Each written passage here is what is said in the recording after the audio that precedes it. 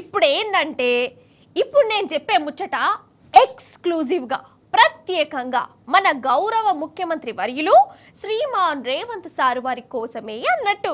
మన రేవంత్ సారు దినా మన ధూమ్దా ముచ్చట్లు బరాబర్ చూస్తాడట.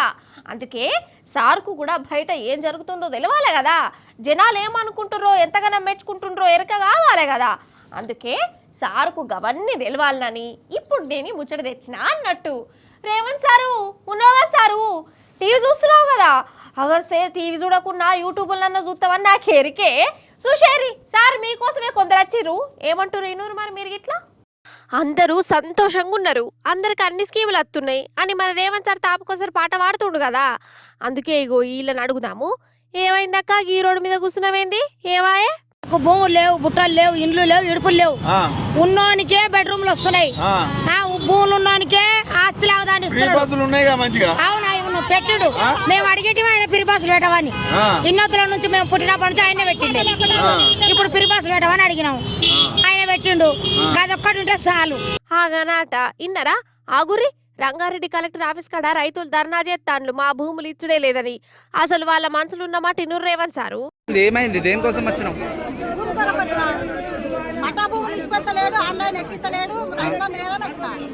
మరి ఏమైంది ఇప్పుడు?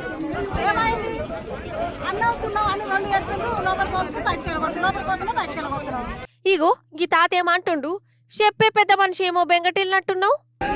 మీకు మీ పంట భూములు తీసుకోను మీకే తీసుకున్నదా అని చెప్పిండు. ఇప్పుడేమో పోయినా మల్లరెడ్డి రంగారెడ్డి అది చట్ట ప్రకారం అట్లే తీసుకోవాలి, మీ ఊరు ఉండదా అని చెప్తాడు. మొన్న పోతే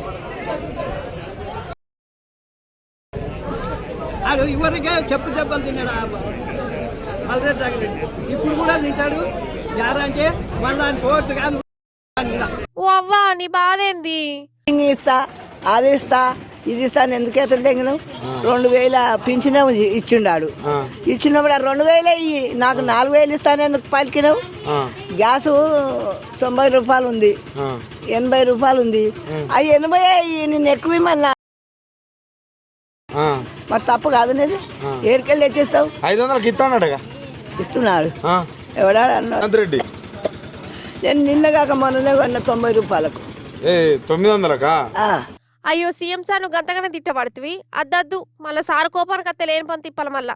ఇన్నారు కదా రేవంత్ సారు, ఇగో మీ గురించి జనాలకి ఇట్లా అనుకుంటున్నారట సార్, వాళ్ళే చెప్తురు. మళ్ళీ మీరు ఇన్నరో లేదో నేను మీకు వినిపించిన అదన్నట్టు సార్ ముచ్చట.